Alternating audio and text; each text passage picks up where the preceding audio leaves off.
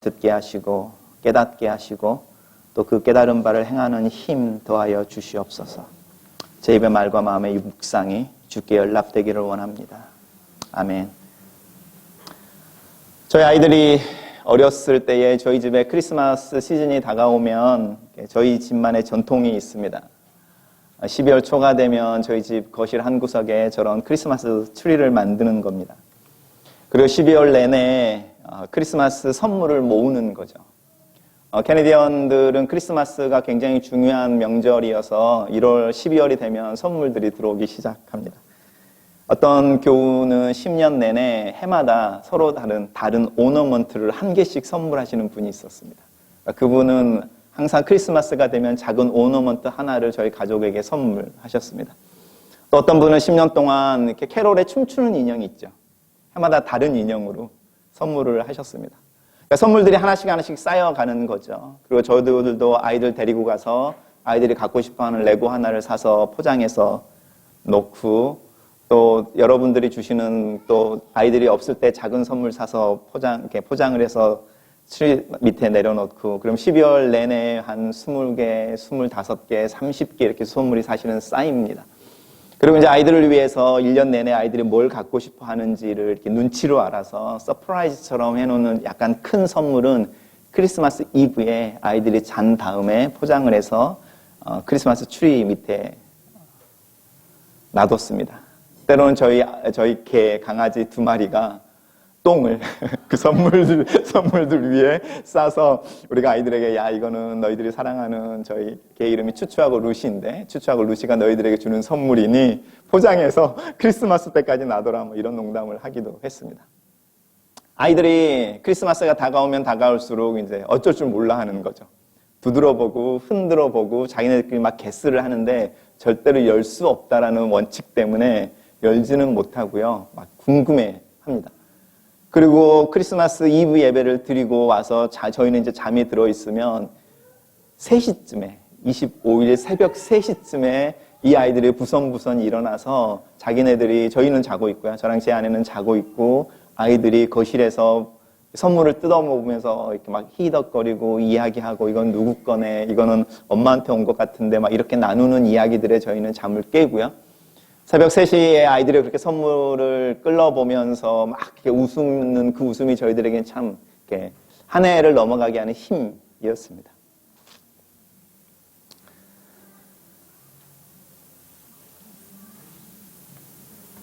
아이들 다 커가지고요. 이제 전통이 없어졌습니다. 저희는 이제는 캐시로 주고받는 시대야. 엄마 아빠에게 뭐가 필요해? 그러면 캐시 100불, 200불. 저희 아이들에게도 캐시를 주면서 가서 원하는 거 사 이런. 그러니까 저희가 이제 아이들을 돌아보면서 어린 시절을 생각하면서 이렇게 시간이 지났구나. 참 귀한 것이었는데 이제 과거로 넘어갔구나. 이런 생각을 할 때가 있습니다. 근데 아이들이 선물을 끌어서 즐거워하고 크리스마스가 지나고 한 3일 되면은 그 선물 가지고 더 이상 감격하지 않습니다. 그렇죠? 그때 그렇게 좋아하고 행복했던 선물이 어디 구석에 있고 아이들은 또 다른 것을 원하는 것을 보게 됩니다. 근데 그게 아이들의 모습만은 아닙니다. 우리들의 모습이기도 합니다. 왜냐하면 우리는 지금이라는 시대를 살고 있고요. 인간이라고 하는 존재가 시간과 공간 속에서 보이는 것과 만지는 것과 느껴지는 것에 민감한 존재들이어서 지금 나에게 뭐가 필요한지, 지금 내가 뭘 갖고 싶어 하는지, 또 내가 뭘 원하는지에 민감합니다.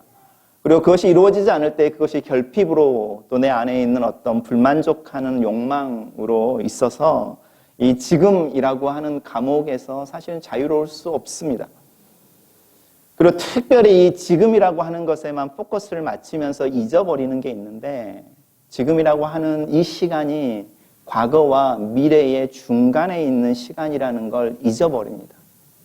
그래서 내가 과거라고 하는 부분들에 대해서 잘 기억하고 그 의미들에서 간직을 해야만 지금이라고 하는 시대가 의미가 있고 또 그 결핍을 견뎌낼 수 있고 또 다른 뭔가를 꿈꿀 수 있으며 미래라고 하는 부분에 대한 소망을 붙잡고 있어야만 이 지금이라고 하는 상황에서 뭔가를 시도해 볼 수 있고 또 웃을 수 있고 울을 수 있고 자기를 드러낼 수 있는 용기도 있다는 걸 잊어버립니다. 이것은 믿는 사람과 믿지 않는 사람들이 동일하게 경험하는 겁니다. 이것은 믿음이 있는 사람이나 믿음이 없는 사람들도 동일하게 경험하는 실험이고 시험입니다. 오늘 읽은 본문 속에서 세례 요한이 예수님에게 제자들을 보내서 예수님에게 질문을 던지는데 이 질문이 굉장히 아이러니합니다. 세례 요한은 누구였냐면 예수님이 세례를 받기 위해 자기 앞에 왔을 때에 예수님이 하나님이 보내시는 어린 양이라는 걸 알아차렸던 사람입니다. 그리고 예수를 그리스도로 맨 처음에 신앙 고백하고 선언했던 사람입니다. 오셨다는 거죠. 오늘 질문이 어떻게 던져지는지 아십니까? 그가 오신 분이십니까? 당신이 하나님이 보내신 메시아이십니까? 라고 묻지 않고요. 당신이 오실 그분입니까? 라고 묻고 있습니다.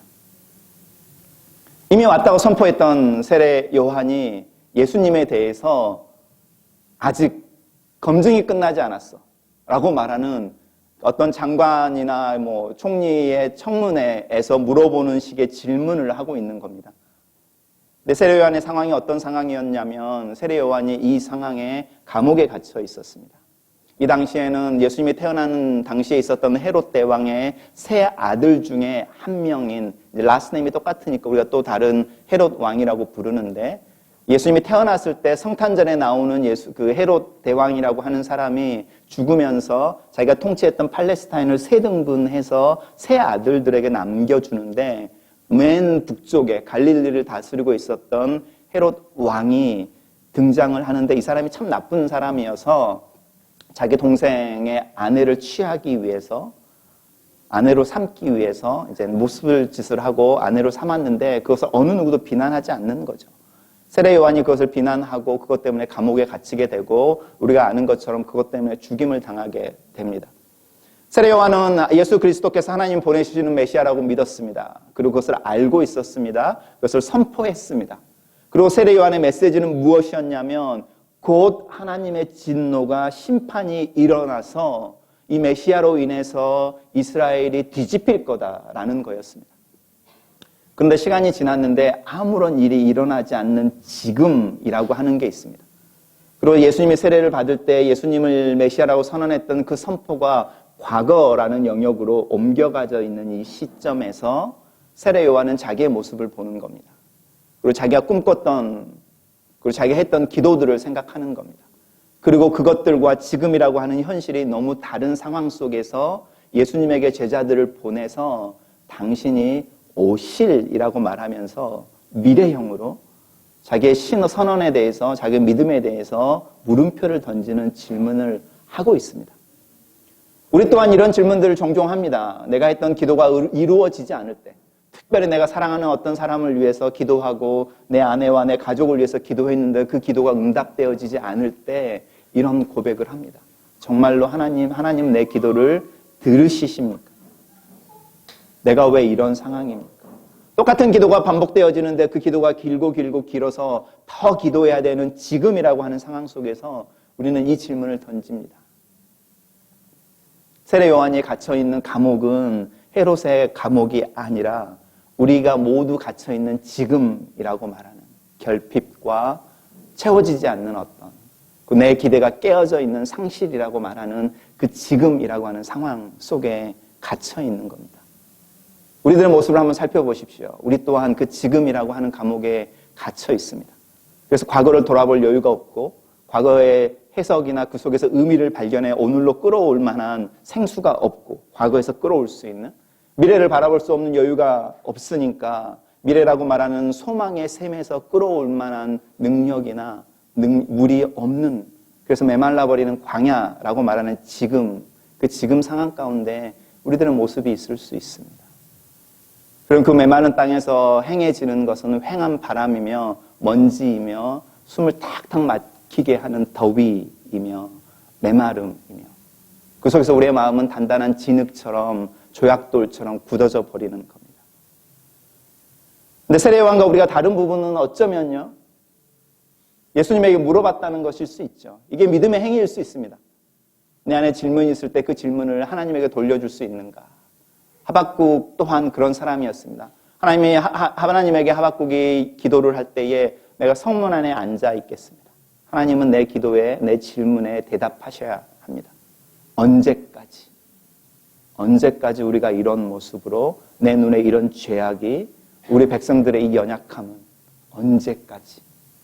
라는 질문들을 던져냅니다.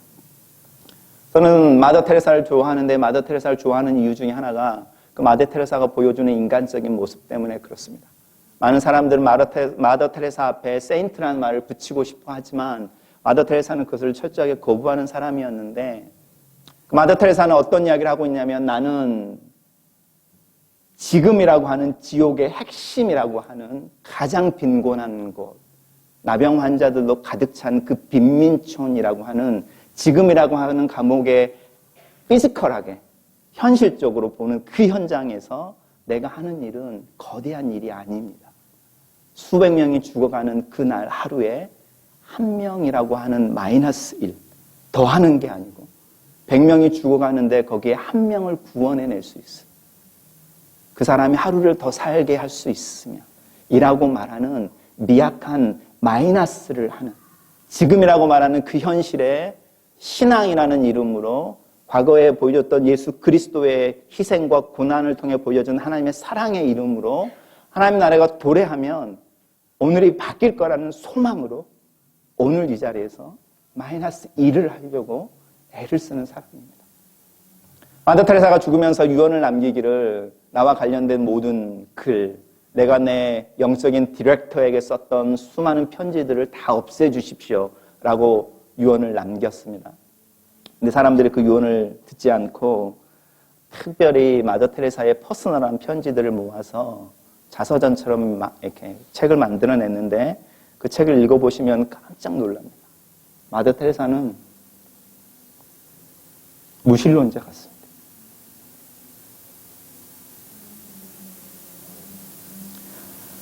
지금이라고 말하는 그 현실 속에서, 그 감옥 속에서 그가 던지는 질문은 하나인데, 어디 계십니까? 세례 요한이 던지는 질문과 똑같습니다. 내 믿음이 지금의 상황에서 뭐라고 말을 하고 있는 겁니까? 내 믿음으로 지금의 상황에서 당신에 대해서 뭐라고 말해야 되겠습니까? 하나님의 부재와 매일같이 싸우는 편지를 쓰고 오늘도 몇 명의 환자들이 죽었는데 내 기도가 응답되어지지 않는 이 현실 속에서 하나님의 부재는 지금이라고 하는 내 신앙의 질문은 이런 이야기를 하고 있는 겁니다. 그럼에도 불구하고 믿음이라고 하는 그 하나의 이유 때문에 오늘 다시 아침에 일어나서 옷을 입고 환자들을 만나고 그들을 돕기 위해서 구걸에 가까운 모금들을 하러 다니고 사람들의 관심을 끌어내기 위해서 말을 하고 이런 하루를 살아내는 겁니다. 오늘 읽은 본문 속에서 예수님이 이 이야기가 끝나고 나면 세례 요한에 대한 이야기를 합니다. 세례 요한을 향하여 이야기하는 권면은 나로 인하여 실족하지 않으면 좋겠다. 그리고 제자들과 남겨져 있을 때에 세례 요한이 누구인지에 대해서 예수님이 해석을 해줍니다. 그리고 그 해석을 해주면서 맨 마지막에 천국은 침노를 당한다. 침노하는 사람들은 빼앗는다. 우리는 이것을 누가복음과 혼돈해서 천국은 침노하는 자의 것이어서 열심을 내고 도전하고 소유하려고 애를 쓰면 천국을 소유할 수 있어 이렇게 해석을 하는데 그거는 누가가 이야기하는 내용입니다. 누가는 믿는 자들에게 열심을 내라. 고난을 이겨내라. 견뎌라. 더 열심히 해서 천국을 소유해라. 이렇게 격려하는데 마태는 그렇게 말하지 않습니다. 마태는 뭐라고 말하고 있냐면 마태에서 예수님은 천국이라고 하는 것은 원래 그래. 공격을 받는 곳이야. 그리고 그 공격하는 사람들이 이 천국을 뺏어 가려고 해. 세례 요한이 고난을 받는 것 그리고 그 삶 속에 있는 문제들은 천국의 특성이야. 마태복음의 팔복을 한번 읽어보십시오. 그 팔복에 해당되는 한 사람 한 사람들의 카테고리를 살펴보십시오. 천국은 침노를 당하고 있습니다. 공격받고 있습니다. 그리고 그 공격하는 사람들은 그 천국을 무너뜨리려고 하고 있습니다. 그러면서 하시는 이야기가 있습니다. 그리고 오늘 주제가 새로운 시대의 원리, 새로운 나라의 원리인데요. 이 원리는 어디에 있는지를 왜 세례 요한을 통해서 이야기하고 있을까? 예수님이 세례 요한의 이야기를 듣고요. 하시는 이야기의 핵심은 뭐냐면 나는 나다라는 겁니다. 나는 나다. 나는 나다라는 대답이 어디에서 나오는지 아시죠? 모세가 하나님에게 하나님의 이름이 무엇입니까? 하나님이 대답하시기를 나는 나다라고 대답하셨습니다. 근데 재미있는 것은요. 나는 나다라고 말하는 것이 풀어진 해석되어진 이름이잖아요. 그 이름을 어떻게 발음하는지 아십니까? 하나님의 이름인데 제 이름이 가벼울 경에 곰웅자를 쓰는데요. 가벼운 곰이어서 실수를 할 때가 많이 있습니다. 이게 제 이름의 해석이라고 하면 경웅이라고 발음을 하잖아요. 하나님이라고 하는 분은 하나님이라는 건 신이라는 뜻이니까 하나님의 고유 이름이 있습니다. 사람들은 이 하나님의 고유 이름을 부르고 싶어 합니다. 그리고 못 부르게 합니다. 왜냐하면 그게 소유의 의미가 있어서. 저희는 저희 아버님이나 윗분들의 이름을 부를 때 그 이름을 함부로 부르지 않고 자자를 붙이면서 그분의 이름을 불러가지면 내가 소유하는 분은 아니라는 것을 붙이는 겁니다. 하나님의 이름을 물어보는 거죠. 모세가 끊임없이 한 번이 아니고 여러 번. 왜냐하면 하나님을 알고 싶다는 거죠. 알게 되면 컨트롤할 수 있다는 겁니다. 소유할 수 있다는 거죠. 근데 여러분 하나님의 이름이 뭡니까? 여러분이 어린 시절에 교회 다니실 때에 성경에 뭐라고 목사님들이 하나님 이름을 어떻게 불렀는지 기억하십니까? 제 친구들 중에 여호와 위트니스라고 해서 여호와 증인이 있는데요. 제가 그 친구를 만나면 하는 조크가 있습니다. 너희가 여호와의 증인이라며. 네가 증인이라고 하는 그 하나님의 이름이 뭔지 알아? 발음해봐. 제호바? 진짜로? 넌 증인이라고 하면서 네가 믿는, 네가 증인이라고 하는 그 신의 이름 하나 제대로 발음 못하면서 무슨 증인이야. 우리 어린 시절에 하나님을 여호와라고 불렀습니다. 오늘날 목사님들의 설교 속에서 여호와라고 하나님의 이름을 부르시는 분들이 몇 분이나 있을 것 같습니까? 요즘 다 어떻게 부르죠? 야훼. 여러분 그 바뀐 걸 못 느끼십니까? 저한테 질문하셔야죠. 내가 어릴 때는 하나님을 여호와라고 불렀는데 지금 왜 야훼라고 불러요? 왠지 아십니까?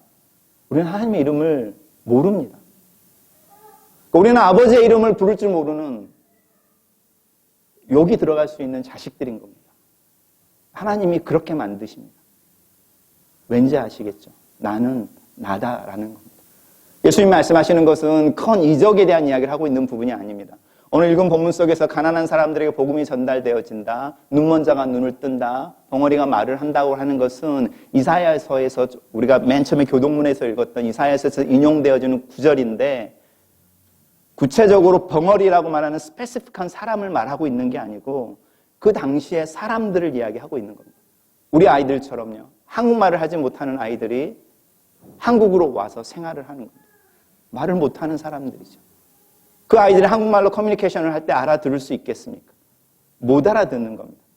하나님이 왜 나라를 회복하신다라고 말하는 그 메시지 때문에 그 미래와 과거의 현재 속에 있어서 하나님이 우리의 할아버지인 아브라함에게 약속했던 그 과거 때문에 하나님이 새 나라를 회복시키실 거라고 말하는 그 미래 때문에 지금 자신들이 70년을 살았던 정돈고 자기네 고향의 모든 언어를 잊어버렸던 사람들이 떠나서 유대로 돌아가는 지금이라고 하는 현장인 겁니다.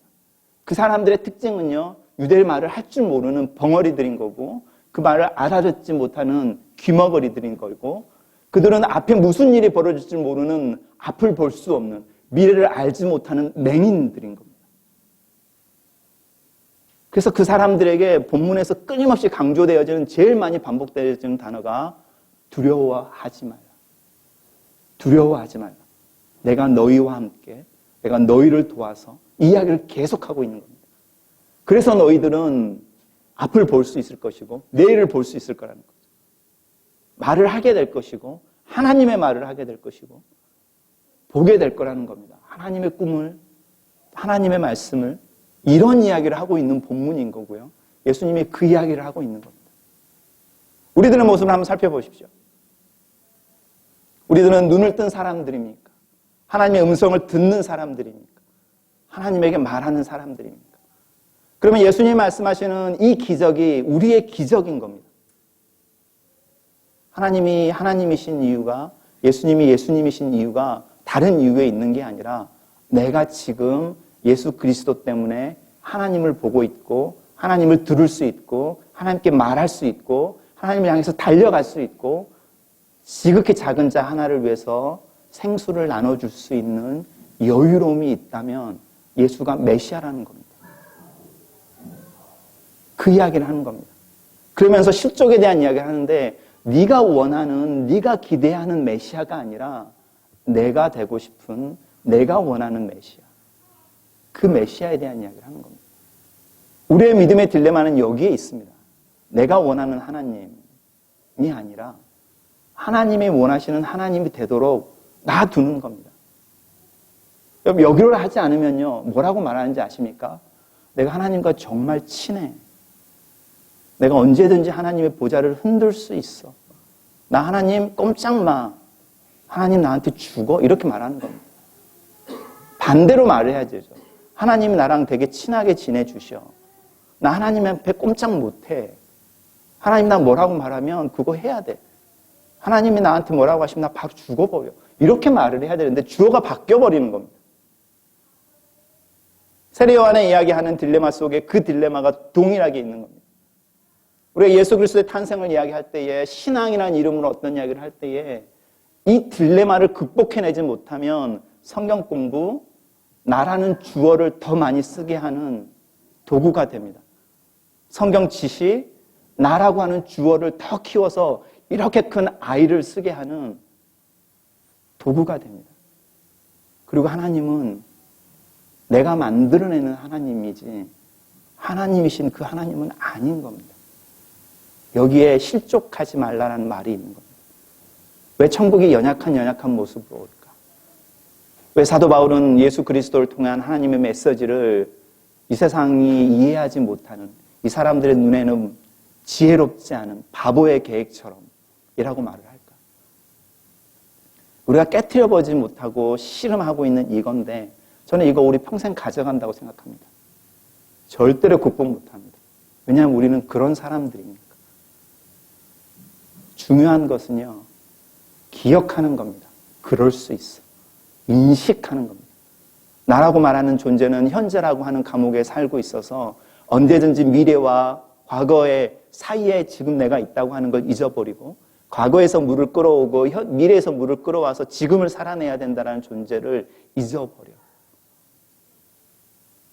그리고 그 감옥 속에서 나는 끊임없이 하나님에게 질문을 하는 존재라고 말하는 것을 기억하는 겁니다. 그리고 그것을 끊임없이 고백해내는 겁니다. 그래서 우리의 믿음의 성인들의 대표적인 기도는 단 하나의 기도였습니다.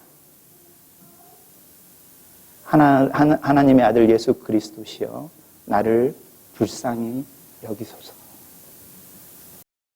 어떤 기도보다 특별히 대림절에 우리가 할 수 있는 기도, 하나님 나를 불쌍히 여기소서. 근데 예수님이 뭐라고 말씀하신지 아십니까? 세례 요한을 편들어 줍니다. 세례 요한이 얼마나 큰 존재인지, 그리고 그가 어떤 귀한 일을 했는지, 그리고 그가 어떤 의미가 있는지. 베드로에게 사탄아 물러가라고 말을 했을 때에 여러분 예수님이 되게 화를 내셨을 것 같죠? 그 목소리에. 저는 아니라고 생각합니다. 베드로에게 가르쳐 주시는 겁니다. 나로 하여금 내가 되게 해라. 네가 원하는 그리스도가 아니라 내가 되어야 하는 그 그리스도. 우리가 교회를 이룰 때 서로를 향하여 이 오류 범하실 수 있습니다. 나는 하나님 앞에 하나님 내게 심어주신 그 씨앗으로 꽃을 피우는 겁니다. 하나님 나에게 튤립을 심었다면 나는 내 인생을 통해서 튤립을 피워내야 됩니다. 여러분들 아무리 장미를 보고 싶어 하셔도 잘못 선택하신 겁니다. 예수님 말씀하시는 겁니다. 그 길에 너는 너의 길에 꽃을 피우고 나는 나의 길에 꽃을 피울 때 그 꽃들이 어우러지면 우리가 페스티벌이라고 말하는 아름다운 정원을 만들어낼 수 있는데 제일 먼저 하나님으로 하나님의 꽃을 피게 하십시오. 예수 그리스도로 예수 그리스도의 꽃을 피도록 하십시오. 그리고 여러분은 여러분의 꽃을 피우기 위해 애쓰시고 노력하십시오. 그것을 위해서 예수님이 오셨고 또 오실 것입니다. 우리는 지금이라고 말하는 그 중간의 시대를 살고 있는데 바람이 흔들려야만 나무가 뿌리를 깊이 내리는 것처럼 바람에는 흔들리는 겁니다. 안 흔들리려고 하면요, 부러지거나 뽑혀버립니다. 눈물 괜찮습니다. 웃을 때 웃는 겁니다. 바람이 불면 흔들리는 중에 내 뿌리가 더 깊어져 그것만 기억한다면, 그래서 어제보다 더 깊게 내일은 더 깊을, 그게 믿음이라는 겁니다. 그리고 그 믿음은 하나님을 향하여 나아가는 것을 멈추지 않습니다. 그게 평생의 씨름일지라도 해결되어지지 않는 언엔딩 퀘스천처럼 느껴지더라도 그 질문을 하나님을 향하여 계속 던지는 겁니다. 그러다 보면 하나님이 하나님의 모습으로 나타납니다. 이야기만 하고 마치겠습니다. 근데 정말로요, 조언이라는 단어를 생각해 보십시오. 좋은 선생님. 저희 아이들의 체학기를 시작할 때마다 저희 기도는 항상 좋은 선생님을 만나게 해달라는 것이었습니다. 어느 날 깜짝 놀랐습니다. 좋은 선생님을 만나게 해달라는 그 기도의 의미를 깨달았습니다. 내가 말하는 좋은 선생님이 어떤 건지 아십니까? 내 아이에게 눈길을 한 번 더 주는 선생님. 그 말이 뭘 의미하는지 아십니까? 클래스룸에서 누군가는 한 번 더 눈길을 덜 받는,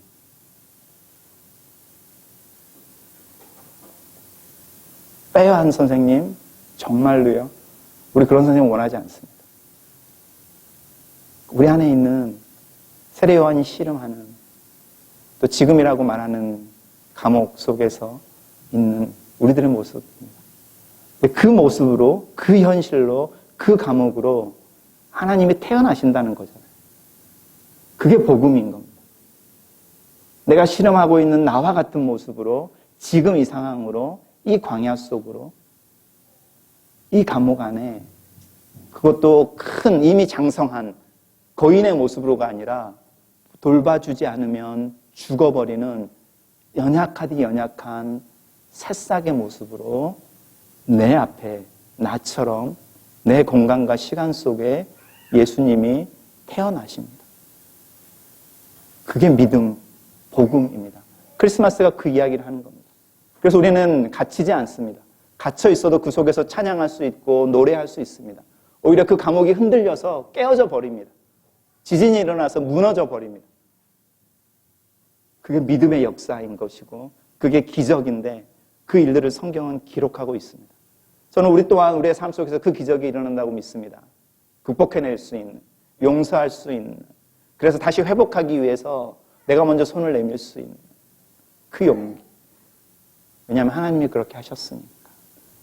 우리의 지금의 이 지진이 일어나는 때, 그리고 그 지진을 만들기 위해서 하나님이 깊숙이 굴을 파고 터널을 뚫어서 사랑의 폭약을 심어 놓는데, 그게 우리가 성가대가 불렀던 사랑이 오셨다는 의미입니다. 대림절에 이 기억하시면 좋겠습니다. 기도하겠습니다. 여러분의 지금은 어떻습니까? 여러분의 지금은 자유롭게 하늘을 날아가는 그런 충만한 가능성과 행복의 상황입니까? 아니면 또 다른 모습으로 세례요한의 고민처럼 어쩔 줄 몰라 하고 미래가 불확실하고 어쩌면 내 삶과 내 생명의 끝이며 내가 선포했던 메시지와 내가 믿었던 수많은 신앙의 고백이 여기서 끝나는구나, 아니면 그것과 다르구나라고 느끼는 상황입니까? 우리 시간에 믿음으로 고백하는 것은 그 상황 속에 하나님이 나와 같은 모습으로 계십니다. 우리 시간 한번 기도하는 것은 하나님 눈을 열어주십시오. 메시아가 오셨을 때에 맹인이 눈을 뜬다고 하셨는데 하나님 나로 눈을 떠서 그 메시아를 보게 해주십시오. 귀를 열어주십시오. 음성을 듣게 도와주시옵소서. 내 입을 열어서 기도하게 하시고 하나님을 향하여 질문하게 하시고 하나님과 이야기할 수 있게 해주십시오. 그러면 내가 이 속에서, 이 상황에서 오히려 즐거워하고 춤을 출 수 있을 것 같습니다. 같이 한번 기도하면 좋겠습니다.